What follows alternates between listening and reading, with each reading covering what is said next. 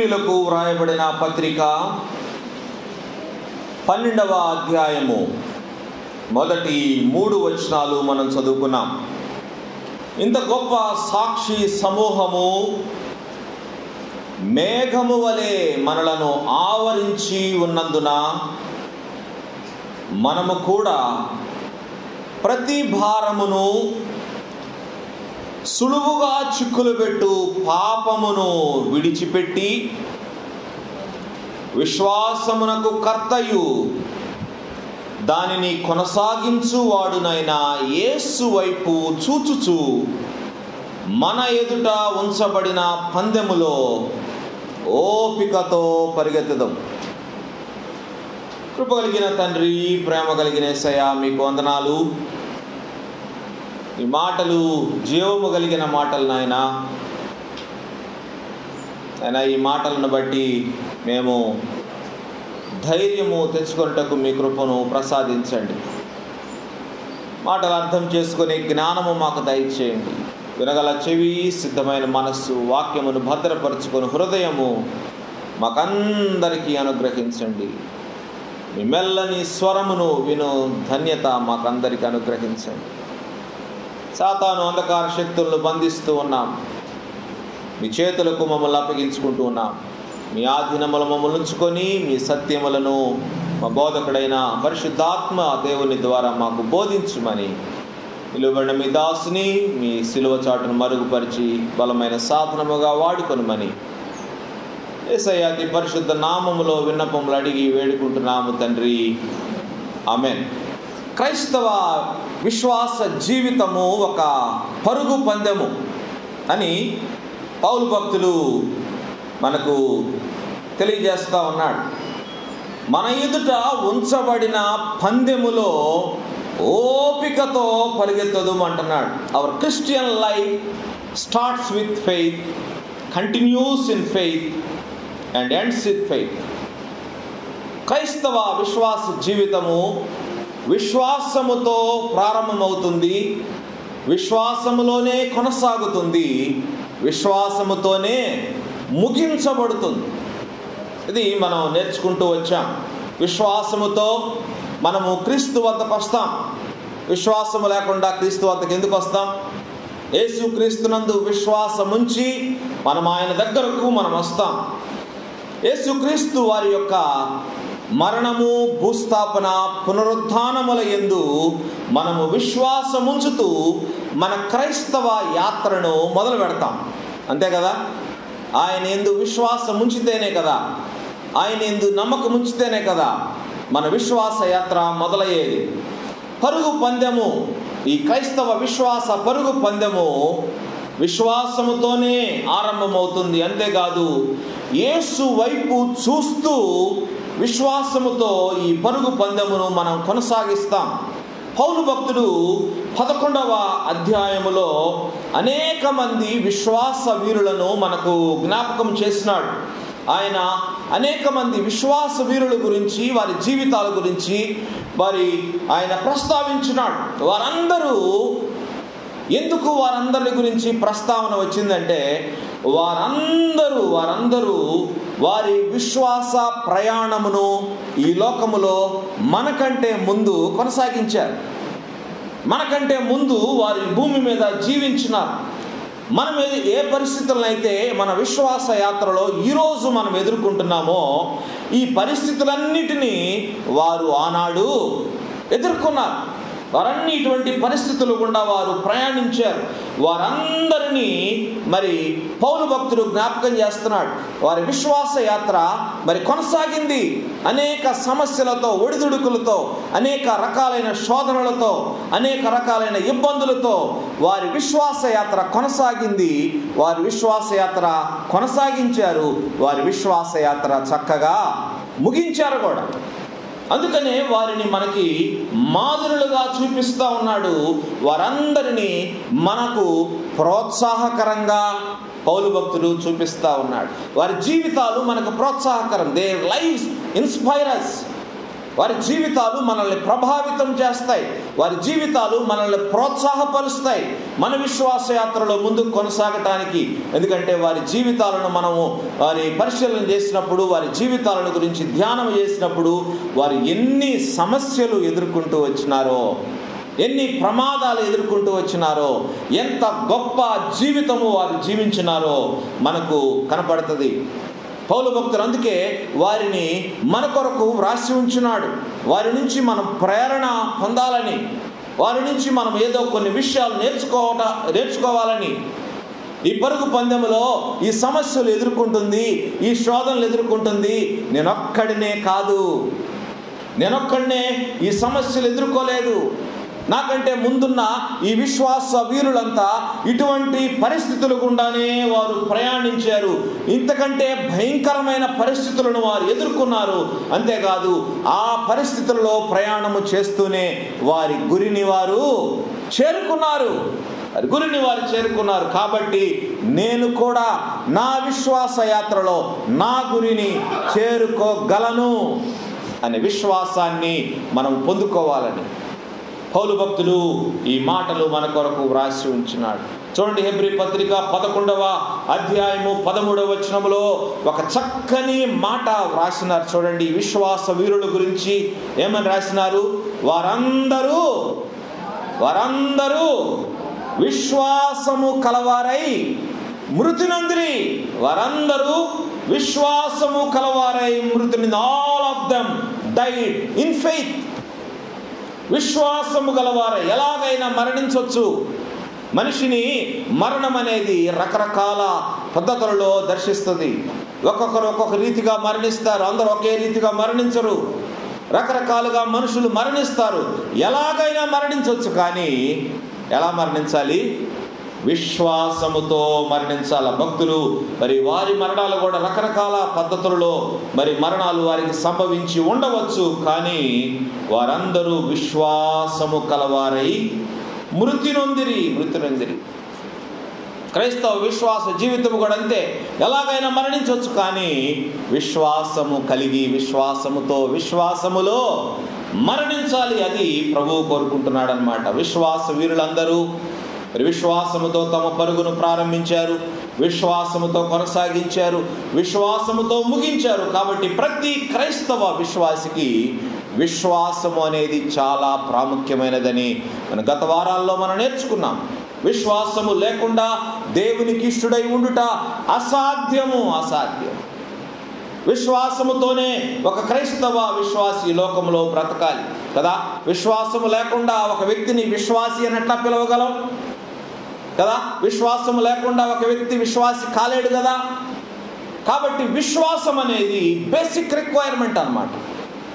అది మనకి ప్రధానమైన అంశము మన జీవితాల్లో. అది లేకుండా మనము మరి ముందుకు సాగటం అసాధ్యం. రెండవదిగా మనం నేర్చుకున్నాం, ప్రతి విశ్వాసి కొన్ని విషయాల నుంచి విడుదల పొందాలి అని నేర్చుకున్నాం. Number 1 is faith, number 2 is freedom. We must set aside some things in our lives. మన జీవితాల్లో నుండి కొన్ని విషయాలను మనం పక్కకు పెట్టవలసిన అవసరం ఉన్నది. పౌలు భక్తుడు రాసినాడు. ఏం రాశాడు చూడండి, ప్రతి బిలీవర్, ప్రతి విశ్వాసి కొన్నిటిని విడిచిపెట్టాలంట. 12వ అధ్యాయము 2వ వచనములో ఆ మాట వ్రాయబడింది. ఏం రాశాడు? నంబర్ 1 ప్రతి భారమును. రెండవది సులువుగా చిక్కులు పెట్టు ప్రతి పాపమును విడిచిపెట్టాలంట. We must be freed from all these things. మనం వీటి నుంచి మనం విడుదల పొందాలంటాడు. కొన్ని సంగతులు పాపము కానివి ఉంటాయి. వాటిని నేనేం చెప్పాను పోయిన వారము? భారము అని చెప్పాను. భారం అంటే అది పాపం కాదు. టీవీలు చూడటం పాపం కాదు, మొబైల్ చూడటం పాపం కాదు, పుస్తకాలు చదవటం పాపం కాదు, ఇంకేదో చేయటం, ఇంకేదో ఆటలు ఆడుకోవటం పాపం కాదు, ఆటలు చూడటం పాపం కాదు. కానీ అవి ఎందుకు అవి భారములుగా మనకు ఉన్నాయంటే, మన విశ్వాస యాత్రకు అవి ఆటంకములుగా ఉంటా ఉన్నాయి. మన సమయాన్ని అవి తినేస్తూ ఉన్నాయి. దేవునితో మనం గడపవలసిన సమయాన్ని అవి దొంగిలిస్తూ ఉన్నాయి. అందుకనే వాటిని భారములు అంటారు. భారం ఏం చేస్తుందంటే మనల్ని మరి వేగంగా ముందుకు పోనీయకుండా చేస్తుంది. విశ్వాస యాత్ర పరుగు పందెం అంటున్నాము. పరుగు పందెము అంటే, పరుగు అంటే పరిగెత్తవలసిన వారం. మనం విశ్వాసులముగా మనం పరుగు పందెములో పరిగెత్తవలసిన వారం. అందుకే పరుగు పందెం అంటున్నారు. పరుగు పందెం, నడిచే పందెం కాదు. నడిచే పందాలు ఎక్కడ ఉంటాయా?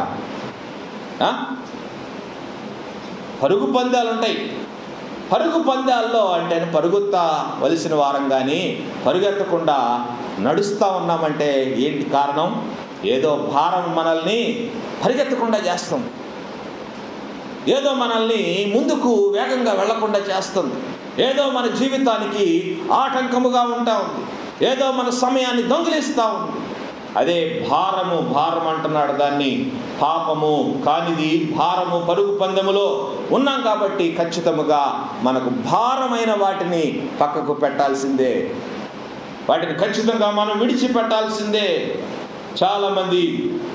చాలామంది ఈ భారముల వలన పరుగు పందెములో పరిగెత్తలేకపోతా ఉన్నారు, వేగంగా ముందుకు సాగలేకపోతా ఉన్నారు, చాలా వెనకబడిపోతా ఉన్నారు, చతికిల పడుతున్నారు, ముందుకు సాగలేకపోతా ఉన్నారు. క్రైస్తవ విశ్వాస జీవితం కనపడ. అందుకనే పౌలు భక్తుడు అంటాడు, కొరింథీ పత్రిక మొదటి పత్రిక 6వ అధ్యాయం 12వ వచనంలోను, అలాగే 10వ అధ్యాయం 23వ వచనంలో పోయిన వారం మీకు జ్ఞాపకం చేసిన ఈ 2 వచనాలు వీటిలో అంటాడు, అన్నిటి యందు నాకు స్వాతంత్ర్యము కలదు, కానీ అన్నీయు చేయదగినవి కావు. అన్ని చేయొచ్చు, అన్ని చేసే స్వాతంత్ర్యం నాకుంది. టీవీలు చూడొచ్చు, పేపర్లు చదవచ్చు, ఇంకేదైనా చదవచ్చు, ఇంకేదైనా చూడొచ్చు, చేయొచ్చు, కానీ స్వాతంత్ర్యం ఉంది, కానీ నేను వాటిని చేయను. ఎందుకంటే అవన్నీ చేయదగినవి కావు. పౌలు భక్తునికి సమయం ఏది? పేపర్లు చదివే సమయం ఏది? ఇంకేదన్నా ఎంజాయ్మెంట్ చేసే సమయం ఏది? ఆయన భారము భారము భారము భారము అంటుంటాడు. ఆత్మల భారం, ఆత్మల భారం. నేను నిద్రపోతే ఆత్మలు నశించిపోతాయేమో, నేను పని చేయకపోతే ఆత్మలు నశించిపోతాయేమో, నేను ఈ పత్రిక రాయకపోతే కొన్ని ఆత్మలు నశించిపోతాయేమో, నేను ఈ ప్రయాణం చేయకపోతే కొన్ని ఆత్మలు నశించిపోతాయేమో. సంఘములన్నిటిని గూర్చిన భారము నాకు ఉన్నదంటాడు.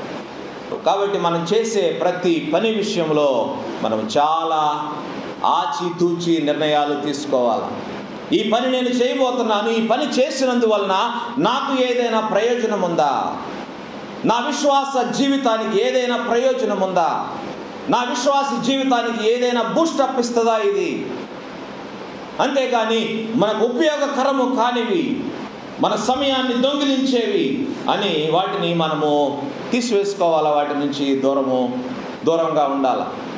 నా ఆత్మీయ జీవితానికి ఉపయోగకరము కాదు అని నీకు అనిపించినప్పుడు దాని నుంచి నీవు దూరముగా ఉండాలా. భారముల నుంచి నీవు విడుదల తప్పకుండా పొందాలా.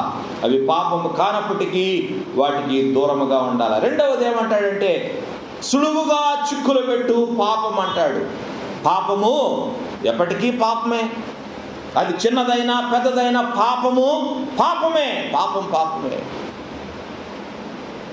భారము అంటే వెయిట్ విల్ ఎన్కంబర్ us. అంటే వెయిట్ ఏం చేస్తుందంటే, భారం ఏం చేస్తుందంటే మనల్ని ముందుకు వెళ్ళనీయకుండా చేస్తుంది, పరిగెత్తనీయకుండా చేస్తుంది, ఆటంకముగా ఉంటుంది, అడ్డంకిగా ఉంటుంది, అడ్డుకుంటా ఉంటుంది. కానీ సిన్ ఏం చేస్తుందంటే, sin will not allow you to move at all. Sin ఏం చేస్తుందంటే, it will entangle you. Sin will entangle you, weight will encumber you. అర్థమైంది రెండింటికి వ్యత్యాసం. భారమేమో మనల్ని ముందుకు వేగంగా వెళ్ళనీయకుండా చేస్తుంది, పాపమేమో మనల్ని ఎక్కడుంటే అక్కడే కట్టిపడేస్తుంది.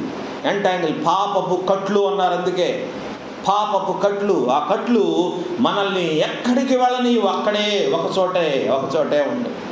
Wait will allow you to move. భారము నిన్ను కొంచెం ముందుకు వెళ్ళటానికి నీకు అవకాశం ఇస్తుంది, కానీ పాపము నీకు అసలు అవకాశమే ఇవ్వదు. ముందుకు వెళ్ళటానికి కాదు కదా, ఎక్కడికి వెళ్ళనివ్వదు. అందుకనే పౌలు భక్తుడు చాలా జ్ఞానయుక్తంగా ఈ మాటలు రాస్తా ఉన్నాడు. భారములు పాపము కాకపోయినా అవి మన జీవితానికి, మన ఆధ్యాత్మిక జీవితానికి మంచివి కావు, ఉపయోగకరము కావు, క్షేమాభివృద్ధి అవి కలుగజేయవు. కాబట్టి వాటి నుంచి నీవు విడుదల పొందాలి. పాపం అనేది నిన్ను సులువుగా చిక్కులు పెడుతుంది, నాశనానికి నడిపిస్తుంది. కాబట్టి వాటి గురించి కూడా నువ్వు జాగ్రత్తగా ఉండాలంటాడు. అంటే క్రైస్తవ విశ్వాస జీవితము విడుదల పొందినప్పుడు వీటి నుంచి, ప్రతి భారం నుంచి, సులువుగా చిక్కులు పెట్టే పాపం నుంచి విడుదల పొందుటతో ప్రారంభమవుద్ది. అలాగే ప్రతిదినము వాటి నుంచి మనం విడుదల పొందుతూనే ఉండాలి. ఎందుకంటే మానవ మాత్రులం కాబట్టి అనేక సార్లు ఏదో ఒక భారము మనల్ని పట్టుకుంటూ ఉంటుంది, ఏదో ఒక పాపములో చిక్కుకుంటూ ఉంటాం. కాబట్టి అందుకనే వాక్య ఉదకముతో స్నానము అంటాడు. వాక్య ఉదకముతో స్నానం అంటే ప్రతిరోజు మనల్ని మనము పరిశుద్ధపరచుకునే, పవిత్రపరచుకునే చర్య అన్నమాట. ప్రతిరోజు ఇది జరగాలి. ఈ భూమి మీద మనం జీవించినంత కాలము, ఈ లోకమును మనం విడిచిపెట్టినంత కాలము ఆ ప్రక్రియ జరుగుతూనే ఉండాలి. It is a continuing process, ఒక రోజుతో ముగిసిపోయేది కాదు. కాబట్టి మనల్ని మనం పరిశుద్ధపరచుకుంటూ, పవిత్రపరచుకుంటూ మనము ముందుకు సాగుతూ ఉండాలి. మనము దానితోనే మన యాత్రను ముగించాలి. నంబర్ 3, ఈరోజు 3వ విషయాన్ని మనం నేర్చుకోబోతా ఉన్నాం. Number 1 faith, number 2 freedom, number 3 is focus. Focus అంటే దృష్టి లేకపోతే గురి. పౌలు భక్తుడు రాశాడు, లుకింగ్ అంటూ జీసస్. యేసు వైపు చూచుచు. యేసు వైపు చూచుచు అంటే కంటిన్యూస్ టెన్స్ అన్నమాట. యేసు వైపు చూస్తూ, యేసు మీద దృష్టి నిలుపుతూ మనం ముందుకు సాగాలి. పాత నిబంధనలో భయంకరమైన సర్పాలు వచ్చినాయంట. ఇశ్రాయేలీలోకి సర్పాలు వచ్చి, విషపు సర్పాలు అందరినీ కాటేస్తూ ఉంటే దేవుడు మోషేకి చెప్పాడు, ఒకడి ఇత్తడి సర్పాన్ని నువ్వు చేయించు, దానిని ఒక స్తంభం మీద నిలువ పెట్టించు, దానిని నిదానించి చూచిన వారు బ్రతుకుతారు. నిదానించి చూచినవారు దాని మీద నిదానముగా దాన్ని అంటే దాని మీద దృష్టి నిలపాలి, దాని మీద దృష్టి నీవు ఉంచాలి, నీ ఫోకస్ దాని మీద ఉండాలి, అప్పుడే నువ్వు బ్రతుకుతావు. అట్లనే పౌలు భక్తుడు క్రొత్త నిబంధనలో రాస్తున్నాడు, యేసు వైపు చూచుచు మన ఎదుట ఉంచబడిన పరుగు పందెములో మన ఓపికతో పరిగెత్తుతూ. ప్రతి పందెములో ప్రారంభం ఎంత ప్రాముఖ్యమో ముగింపు కూడా చాలా ప్రాముఖ్యం. Ending is very important. ముగింపు చాలా ప్రాముఖ్యము. బైబిల్ గ్రంథంలో చాలా మంది వ్యక్తులు మనకు కనపడతారు. సౌలు అనే వ్యక్తి, పాత నిబంధనలో సౌలు అనే రాజు, ఆయన ఆరంభము చాలా బాగుంది, కానీ ఆయన ముగింపు బహు భయంకరంగా ఉంది. గెహజీ అనే వ్యక్తి ఆరంభం బాగుంది, దేవుని సేవకుని దగ్గర పని చేస్తూ ఉన్నాడు, పరిచర్య చేస్తూ ఉన్నాడు, కానీ ఆయన ముగింపు బాగలేదు. క్రొత్త నిబంధనలో ఇస్కరియోతు యోధా, యేసయ్య శిష్యుడు, ఆయన ప్రారంభం బాగుంది, కానీ ఆయన ముగింపు బహు ఘోరంగా ఉంది. దేమా అనే వ్యక్తి, పౌలుతో కలిసి పరిచర్య చేసిన వ్యక్తి, ఎన్నో సంఘాల స్థాపనలో పౌలుకు తోడుగా ఉన్న వ్యక్తి. దేమా ప్రారంభం బాగుంది, కానీ దేమా ముగింపు బహు భయంకరంగా ఉంది. దేమా ఇహలోకమును స్నేహించి నన్ను విడిచి వెళ్ళిపోయాడని రాశాడు పౌలు భక్తుడు. ఇహలోకమును స్నేహించి ఆరంభం బాగుంది, ముగింపు బాగలేదు. కాబట్టి ఫోకస్ అనేది వెరీ ఇంపార్టెంట్. గురి మీద దృష్టి లేకపోతే దారి తొలగిపోవటానికి అవకాశాలు చాలా ఉంటాయి. గురి మీద దృష్టి లేకపోతే ఈ లోకంలో పడిపోవటానికి అవకాశాలు చాలా ఉంటాయి. ఈ లోకాన్ని స్నేహించడానికి అవకాశాలు చాలా ఉంటాయి. దేమా ఇహలోకమును స్నేహించినాడని రాశాడు. కాబట్టి ప్రతి క్రైస్తవ విశ్వాసి ఈ లోకములో గురి మీద దృష్టి నిలపటం చాలా ప్రాముఖ్యము.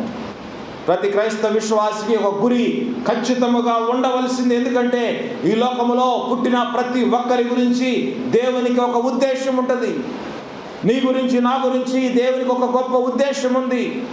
యోహాను భక్తుడు ఈ లోకంలో పుట్టినప్పుడు ఆయన గురించి దేవునికి ఒక గొప్ప ఉద్దేశం ఉంది. ఆయన గురించి ఒక అద్భుతమైన మాట రాశారు. చూడండి, యోహాను సువార్త 1వ అధ్యాయము 6వ వచనము గమనించండి. ఏం రాశారు? దేవుని యొద్ద నుండి పంపబడిన ఒక మనుష్యుడుండెను. ఏం రాశారండి? మరి మిగిలిన వాళ్ళందరూ ఎవరి యొద్ద నుంచి పంపబడ్డారు? కానీ యోహాను భక్తుడి గురించి ప్రత్యేకంగా ఈ మాట వ్రాయబడింది. దేవుని యొద్ద నుండి పంపబడిన ఒక మనుష్యుడు ఉండెను, అతని పేరు యోహాను. అతని పేరు యోహాను. నీవు నేను కూడా దేవుని చేత పంపబడిన వారు. We are sent by God into this world. ఎంతోమంది లక్షల మంది ఈ ఒంగోలు పట్టణంలో ఉండగా దేవుడు నిన్నే ఎందుకు ఎన్నుకున్నాడు? నిన్నే ఎందుకు ఇక్కడ ఉంచాడు? నిన్నే ఎందుకు ఈ లోకములో మరి ఒక విశ్వాసిగా ఉంచాడు? God has a purpose for your life. దేవునికి ఒక ఉద్దేశం ఉంది, దేవునికి ఒక ప్రణాళిక ఉంది, దేవునికి ఒక సంకల్పము ఖచ్చితంగా నీ జీవితం గురించి ఉంది. God prepared something for you to do in this world. నీవేదో చేయాలని దేవుడు ఈ లోకంలో నిన్ను ఉంచాడు అని నేను జ్ఞాపకం చేస్తున్నాను. నువ్వు నిర్వర్తించవలసిన పని ఖచ్చితంగా ఉంది. యేసయ్య కూడా ఈ లోకంలోనికి ఒక ప్రత్యేకమైన పని నిమిత్తము పంపబడ్డారు. అవునా? యేసయ్య ఒక ప్రత్యేకమైన పని నిమిత్తం పంపబడ్డారు. యేసయ్య పంపబడింది గొప్ప ప్రసంగాలు చేయటానికి కాదు. యేసయ్య పంపబడింది అద్భుతాలు చేయటానికి కాదు. యేసయ్య పంపబడింది స్వస్థతలు చేయటానికి కాదు, సూచక క్రియలు చేయటానికి కాదు. అవన్నీ ఆయన జీవితంలో ఉన్నాయి. ఆయన మాటలాడినట్టు ఎవరును ఎన్నడూను మాటలాడలేదు. అద్భుతమైన ప్రసంగికుడే, ఎన్నో అద్భుతాలు చేసిన వ్యక్తే, చనిపోయిన వారిని సైతము లేపిన వ్యక్తే. అవన్నీ ఆయన జీవితంలో ఉన్నప్పటికీ it was not the purpose. దేవుని ఉద్దేశం అందుకు కాదు, దేవుడు అందుకు కాదు ఆయన పంపింది. ఎందుకు? సర్వ మానవ పాపముల కొరకు శిలువ మీద ఆయన బలియాగం అవ్వాలా. సర్వ మానవాళి పాపముల కొరకు ఆయన శిలువ పైన బలియాగము అవ్వాల్సింది. అందుకే ఆయన ప్రసంగాలు చేసినప్పుడు, ఆయన అద్భుతాలు చేసినప్పుడు, స్వస్థతలు చేసినప్పుడు, సూచక్రియలు చేసినప్పుడు అయిపోయింది, నా పని ఇక సమాప్తమైందని యేసయ్య చెప్పలా. ఎప్పుడు చెప్పారు యేసయ్య? ఆయన శిలువ మీద వేలాడుతూ, ప్రాణంతో పోరాడుతూ, సర్వ మానవాళి పాపమును శిలువ మానపై భరిస్తూ, రక్తమును కారుస్తూ ఆయన చెప్పారు, ఇదిగో ఇప్పుడు నా పని సమాప్తమైంది. My work is finished, my work is finished. నేను ఈ లోకానికి వచ్చిన సంగతి, నా పని అయిపోయింది. నీవు నేను కూడా ప్రభువు ఎదుట నిలవబడినప్పుడు నేను చెప్పగలగాలి, ప్రభువా నీవు నా గురించి ఏ ఉద్దేశం అయితే కలిగి ఉన్నావో దానిని నెరవేర్చి నేను ఇక్కడికి వచ్చాను ప్రభువా అని చెప్పగలగాల. You must say that. ప్రభు ఎదుట నిలవబడినప్పుడు చెప్పాలా, అయ్యా నువ్వు నాకు అప్పగించిన పని నేను సంపూర్తి చేసి ఈ లోకానికి నేను వచ్చాను ప్రభువా అని చెప్పగలగాలి. ఈ లోకంలో ఎన్ని గొప్ప పనులైనా చేసి ఉండొచ్చు, ఎంత గొప్ప చదువులైనా చదివి ఉండొచ్చు, ఎన్ని డిగ్రీలైనా సంపాదించి ఉండొచ్చు, ఎన్ని పదవులైనా అలంకరించి ఉండొచ్చు, ఎంత పేరు ప్రతిష్టలు నువ్వు పొంది ఉండవచ్చు, కానీ ప్రభువు ఎదుట అవి పనికిరావండి. అవి పనికిరావు. దేవుడు నీ గురించి ఏ ఉద్దేశం అయితే ఈ లోకంలో కలిగి ఉన్నాడో దానిని నువ్వు నెరవేర్చావా అని అడుగుతారు. నేను నీకు అప్పగించిన పనిని నీవు నెరవేర్చావా, సంపూర్తి చేసావా అని అడుగుతారు. అంతేగాని ఏదో నువ్వు సంపాదించావు, ఏదో పేరు ప్రతిష్టలు సంపాదించావు, ఏవో డిగ్రీలు సంపాదించావు, వాటి గురించి ప్రభు అడగడు. వాటి గురించి అసలు అవసరమే లేదు. అటువంటి పరిస్థితి వస్తే యేసయ్య ఏమంటారో తెలుసా? చూడండి, మత్తయి సువార్త 7వ అధ్యాయము 22, 23 వచనాలు. ఆ దినమందు అనేకులు కొద్దిమంది కాదు, అనేకులు నన్ను చూచి ప్రభువా ప్రభువా మేము నీ నామమున ప్రవచింపలేదా? నీ నామమున దయ్యములను వెళ్ళగొట్టలేదా? నీ నామమున అనేకమైన అద్భుతములు చేయలేదా అని చెప్పుదురు. ఏ అద్భుతాలు చేయటం అంటే సామాన్యంగా ఉందా? గొప్ప పనే కదా. స్వస్థతలు చేయటం అంటే ఏమైనా సామాన్యమైన పనా? అది గొప్ప పనే కదా, అందరికీ చేతగాని పని కదా. ప్రవచించటం అది కూడా చేతగాని పని, అందరికీ ప్రవచించారు కదా. కానీ అటువంటి వారితోటి దేవుడు అంటున్నాడు చూడండి, అప్పుడు నేను మిమ్మును ఎన్నడును ఎరుగను అక్రమము చేయువారులారా నా యొద్ద నుండి పొండి అని వారితో చెప్పుదును. ఏంటి ఏమంటాడు? అయ్యా నేను వచ్చాను ప్రభువా అంటే, నువ్వెవరో నాకు తెలియదు, ఐ నో యూ నాట్. అక్రమము చేయువారులారా మీరు నా యొద్ద నుంచి పోండి, నువ్వు నా యొద్ద నుంచి వెళ్ళిపో అంటే ఏం చేస్తావు?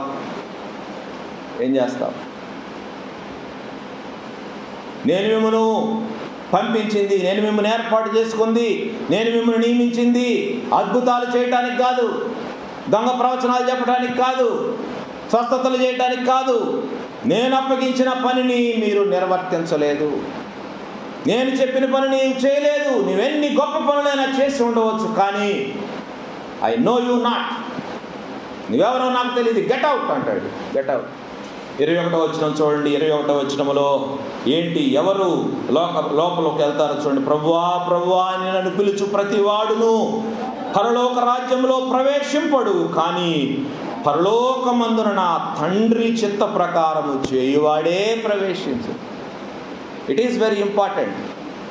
దేవుని చిత్త ప్రకారం చేయటం ముఖ్యం, కానీ నీవు ప్రవచనాలు చెప్పటం ముఖ్యం కాదు, నువ్వు అద్భుతాలు చేయటం అంతకంటే ముఖ్యం కాదు, నువ్వు ఇంకేదో చేయటము ముఖ్యము కానే కాదు. దేవుని చిత్తము చొప్పున జరిగిస్తున్నావా లేదా, అది ప్రాముఖ్యమైన విషయం. ప్రభు అంటాడు, అవన్నీ నీ ఘనత కొరకు చేసుకున్నావు, నీ మొక్కు కొరకు చేసుకున్నావు, నీ స్వలాభం కొరకు నువ్వు చేసుకున్నావు, నీ ధనాపేక్ష వల్ల నువ్వు వాటిని చేసుకున్నావు, నీ సొంత పనులవి, నీ సొంత పనులు. కానీ నేను అప్పగించిన పని అది ఎంత మాత్రము కాదు. నా ఉద్దేశాన్ని నువ్వు నెరవేర్చలేదు.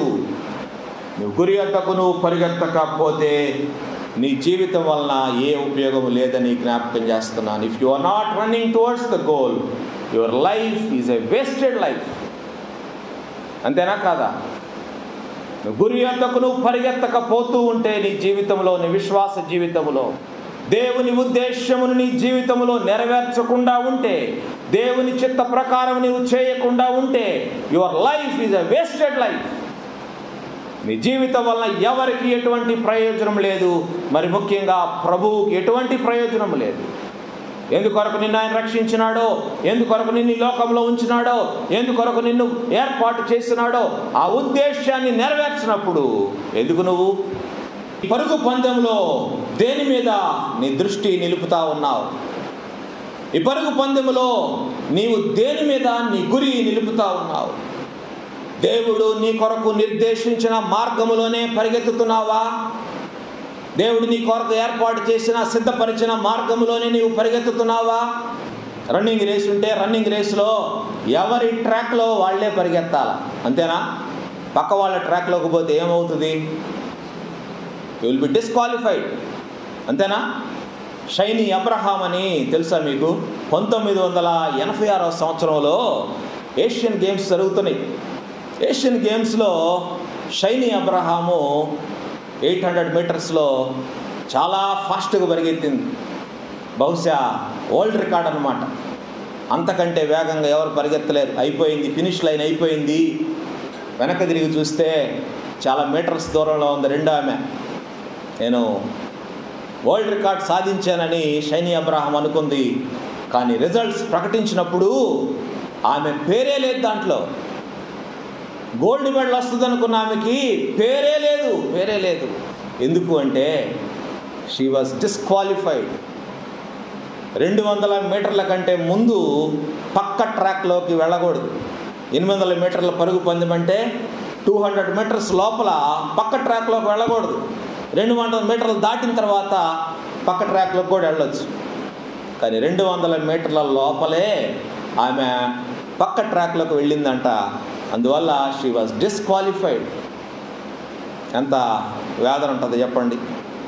గోల్డ్ మెడల్ వచ్చిందని ఎంతో ఆనందంతో ఎగిరి గంతులేసిన షైనీ అబ్రహాం ఎందుకు డిస్క్వాలిఫై అయింది? ఎందుకయింది? పక్క ట్రాక్లోకి వెళ్ళినందువల్ల. అట్లాగే ఈరోజు క్రైస్తవ విశ్వాసులు చాలామంది తమ ట్రాక్లో కాకుండా పక్కవారి ట్రాక్లో పరుగులెత్తుతూ ఉన్నారు. దేవుడు నీ కోసం ఏర్పాటు చేసిన మార్గము కాకుండా ప్రక్క వాటిలోకి నువ్వు వెళ్తూ ఉంటే దేవుడు నీ కోసం ఉద్దేశించిన పనులను కాకుండా వేరే పనుల వైపు నువ్వు ప్రాకులాడుతూ ఉంటే నీ జీవితం వ్యర్థము. You will be disqualified. నీ జీవితం వల్ల ఎటువంటి ప్రయోజనము లేదు. చాలామంది ఈ దినాల్లో పేరు కోసం, ప్రతిష్టల కోసం, మెప్పు కోసం, ఘనత కోసము ప్రాకులాడుతూ ఉన్నారు. సెలబ్రిటీ స్టేటస్ కోసం ప్రాకులాడుతూ ఉన్నారు. ఈ దినాన చాలామంది దైవ సేవకులు, సో కాల్డ్ క్రిస్టియన్ లీడర్స్ చాలామంది ప్రాకులాడుతూ ఉన్నారు. వారి వల్ల ఎటువంటి ప్రయోజనం లేదు. Are you running in your track? పక్కవారి ట్రాక్స్లోకి వెళ్తున్నావేమో, జాగ్రత్త. Are you looking unto Jesus and running your race? యేసుక్రీస్తు వైపు చూస్తూ నీ పరుగు పందాన్ని కొనసాగిస్తున్నావా, లేకపోతే దేన్నో చూస్తా నీ పరుగు పందాన్ని కొనసాగిస్తున్నావా? యోధి కాలము జీవితాన్ని పరిశీలన చేసుకోవాలా? దేవుని ఉద్దేశం ఆ జీవితంలో నేను నెరవేర్చగలుగుతున్నానా లేదా? దేవుని చిత్తము ప్రకారం నేను బ్రతుకుతున్నానా లేదా? దేవుడు ఉద్దేశించిన సంగతులు నా జీవితంలో ఉన్నాయా లేదా అనేది ఈ ఉదయకాలం మనం పరిశీలన చేసుకోవాలి. మన పరుగు పందెము విశ్వాసముతో ప్రారంభమవుతుంది, విశ్వాసముతో కొనసాగుతుంది, విశ్వాసముతో ముగించబడుతుంది. అలాగే మన పరుగు పందెము ఒక గురితో ప్రారంభమవుతుంది, గురిని చూస్తూ కొనసాగుతుంది, గురి యొద్ద ముగించబడుతుంది. We must reach our goal. As a Christian, we must reach our goal. Our goal is Lord Jesus Christ. యేసుక్రీస్తు వైపు చూచుచు మన యొక్క పందెమును ముగించాల. యెషయా గ్రంథం 45వ అధ్యాయం 22వ వచనములో దేవుడు అంటాడు, భూదిగంత నివాసులారా నా వైపు చూచి రక్షణ పొందుడి. దేవుడను నేనే, మరి ఏ దేవుడును లేడు. నేనే దేవుడును, మీరు నా వైపు చూచి మాత్రమే రక్షణ పొందాలి. అలాగే యేసుక్రీస్తు వైపు చూస్తూ మనం ఈ పరుగు పందెములో ముందుకు సాగాలి, మన పరుగు పందాన్ని ముగించాలి. ఫిలిప్పీ పత్రిక 3వ అధ్యాయం 14వ వచనములో పౌలు భక్తుడు రాస్తున్నాడు, క్రీస్తు యేసునందు దేవుని ఉన్నతమైన పిలుపునకు కలుగు బహుమానమును పొందవలెనని గురి యొద్దకే పరిగెత్తుచున్నాను. గురి యొద్దకే పరిగెత్తటము చాలా ప్రాముఖ్యం. రకరకాల గురులు ఉంటాయి ఒక మనిషికి. గురుల దగ్గరకు పరిగెత్తడం ప్రాముఖ్యం కాదు, గురి యొద్దకే పరిగెత్తటము ప్రాముఖ్యమైన సంగతి. గురి యొద్దకే మన దృష్టిని మరల్చేవి ఈ లోకంలో చాలా ఉంటాయండి, ఉండవు అని నేను చెప్పను. Many distractions in this world. క్రైస్తవ విశ్వాసులకు చాలా చాలా డిస్ట్రాక్షన్స్ ఉన్నాయి ఈ లోకంలో. మన దృష్టిని మరల్చేవి చాలా ఉన్నాయి. మన దృష్టి మరల్చామా దారి తొలగిపోతాం, నాశనం అయిపోతాం. కాబట్టి గురి యొద్దకు పరిగెత్తడం చాలా ముఖ్యం. మనం పరిగెత్తుతున్నప్పుడు చప్పట్లు కొట్టేవాళ్ళు ఉంటారు, రాళ్ళేసేవాళ్ళు కూడా ఉంటారు. చప్పట్లు కొట్టి ప్రోత్సహించే వాళ్ళు ఉంటారు ఒకవైపు, మరొక వైపు రాళ్ళేసి విమర్శించే వాళ్ళు కూడా ఉంటారు. విమర్శలు ఖచ్చితంగా వస్తాయి. నిరుత్సాహపరిచే వాళ్ళు ఉంటారు, డిస్కరేజ్ చేసేవాళ్ళు ఉంటారు, డిసప్పాయింట్ చేసేవాళ్ళు ఉంటారు, చాలామంది బలహీనపరిచే వాళ్ళు ఉంటారు, అధైర్యపరిచే వాళ్ళు ఉంటారు. ఇది నీ వల్ల కాదులే, లాభం లేదులే, వదిలే అనేవాళ్ళు కూడా ఉంటారు. చాలామంది తోటి విశ్వాసులే ఉండొచ్చు. ఇటువంటి పరిస్థితులు ఉన్నప్పుడు don't look at them, look unto Jesus. యేసు వైపు మాత్రమే చూడు, విమర్శల వైపు చూడొద్దు, విమర్శకుల వైపు చూడొద్దు, నిరుత్సాహపరిచే వారి వైపు చూడొద్దు. వారు ఎంతసేపటికి నిన్ను వెనక్కి లాగాలనే చూస్తూ ఉంటారు, కానీ నీ ముందుకు వెళ్ళటానికి వాళ్ళు సహాయపడరు. విమర్శను వదిలేసేయాలా. Don't bother about all these things. లోకంలో ఎన్నో ఉంటాయి ఇట్లాంటివి. Your eyes must be on Jesus only. యేసు మీద నీ దృష్టి నిలపాలా, నిదానించి ఆయన్నే చూడాలా, ఆయన దగ్గరికే మనం పరిగెత్తాలా. అందుకని నీ చుట్టుపక్కల ఏది జరిగినా దాని గురించి భయపడొద్దు. Don't worry about all these things, don't bother about all these things. Look unto Jesus and keep running. అంతే, ముందుకు సాగుతూ ఉండాలి. యేసయ్య మనకు గొప్ప మాదిరి. పౌలు భక్తుడు ఎవరెవరినో చూపిస్తే మరి ఎలా ఉండేదో తెలియదు, కానీ యేసయ్యనే మనకు గొప్ప మాదిరిగా ఉంచినాడు. చూడండి, 12వ అధ్యాయము, హెబ్రీ పత్రిక 12వ అధ్యాయములో 2వ భాగములో అంటున్నాడు, ఆయన అంటే యేసుక్రీస్తు ప్రభువారు తన ఎదుట ఉంచబడిన ఆనందము కొరకై అవమానమును నిర్లక్ష్యపెట్టి శిలువను సహించి దేవుని సింహాసనం యొక్క కుడి పార్శ్వమున ఆసీనుడై ఉన్నాడు.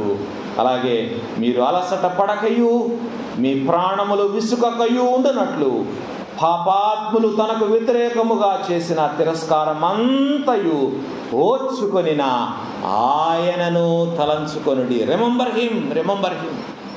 ఆయన పొందిన శ్రమలు జ్ఞాపకం చేసుకో, ఆయన పొందిన అవమానములు జ్ఞాపకం చేసుకో, ఆయన పొందిన విమర్శలు జ్ఞాపకం చేసుకో, ఆయన పొందిన తిరస్కారం అంతయు అంటున్నాడు. తిరస్కారం అంతయు. ఎంత తిరస్కరించబడ్డాడు మనందరికీ తెలుసు. యోహాను సువార్త 1:11, అలాగే యోహాను సువార్త 7:5 రాయబడింది, ఆయన స్వకీయులు ఆయనను అంగీకరించలేదని రాశాడు. 7:5 అంటాడు, ఆయన సహోదరులైనను ఆయన ఇది విశ్వాసం ఉంచలేదంట. ఎంత తిరస్కారం అది!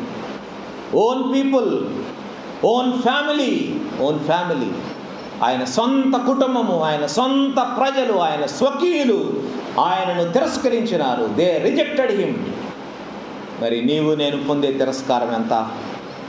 నీవు నేను పొందే అవమానాలు ఎంత? నీవు నేను పొందే మరి బాధలు ఎంతవరకు?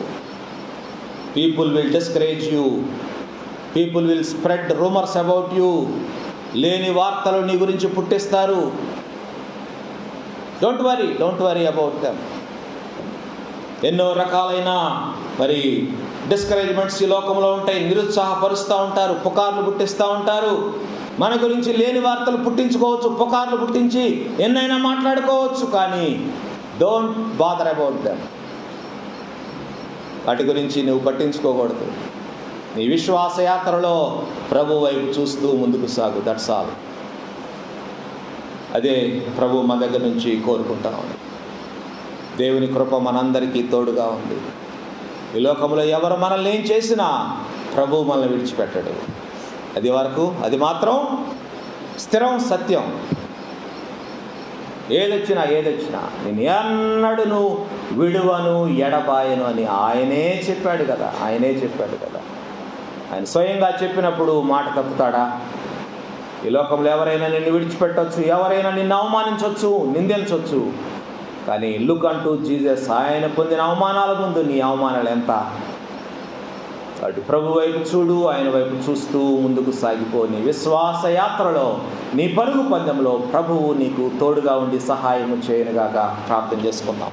కృప కలిగిన తండ్రి, ప్రేమ కలిగిన యేసయ్యా, మీకు వందనాలు ప్రభువా. నాయనా, మీరు మాకు మాదిరిగా ఉన్నారు ప్రభువా. మీరు పొందిన తిరస్కారము, మీరు పొందిన అవమానము నాయనా, వాటితో మమ్మల్ని మేము పోల్చుకుంటే మేము పొందేవి బహు తక్కువ అయినప్పటికీ మా విశ్వాస యాత్రలో ఆయన ఇటువంటి ఆయన అవమానాలను బట్టి, నిందలను బట్టి ఆయన కొన్నిసార్లు మేము బలహీనపడుతున్నాము, నిరుత్సాహపడుతున్నాము, వెనుదిరిగి చూస్తున్నాము, వెనకబడిపోతున్నాము, పరిగెత్తలేకపోతున్నాము. దయతో కనికరించండి ప్రభువా. మా చేయి పట్టుకొని నడిపించడానికి మీరెప్పుడు సిద్ధంగా ఉన్నారు కనుక నాయనా, ఈ బలహీనతలను మేము జయించటానికి, ఆయన ఈ అవమానాలు భరించటానికి, నిందలు మేము సహించటానికి మీ కృప దయచేయండి. నా నిమిత్తము జనులు మేము నిందించి, హింసించి, అబద్ధముగా మీ మీద చెడ్డ మాటలలా పలుకున్నప్పుడు మీరు ధన్యులు అన్నారు ప్రభువా. ఆ ధన్యత మేము పొందుకోవటానికి మీ కృప దయచేయండి. అయినా మీ వద్ద నిలబడినప్పుడు బడా నమ్మకమైన మంచి దాసుడా, మంచి దాసురాలా, ఈ కొంచెములో నీవు నమ్మకముగా ఉన్నావు, నిన్ను అనేకమైన వాటి మీద నియమిస్తానని మెప్పు, ఘనత మేము పొందుకోవటానికి మీ కృపను మాకందరికీ దయచేయమని, ఆ మెప్పు కొరకు మేము ప్రాకులాడుటకు మీ కృపను మాకు ప్రసాదించమని, లోక సంబంధమైన మరి మెప్పులు, ఘనతలు వీటన్నిటి నుంచి మమ్మల్ని దూరపరచమని, ఆయన ఈ లోకంలోనైనా మమ్మను, మా దృష్టిని ఆకర్షించేవి, మమ్మను దారి తప్పించే వాటి నుంచి మమ్మల్ని విడిపించమని, మాకు సహాయం చేయమని, ఆయన మీ వైపు చూస్తూ ముందుకు కొనసాగుటకు మమ్మల్ని బలపరచమని యేసయ్య అతి పరిశుద్ధ నామములో విన్నపములు అడిగి వేడుకుంటున్నాము తండ్రి. ఆమేన్.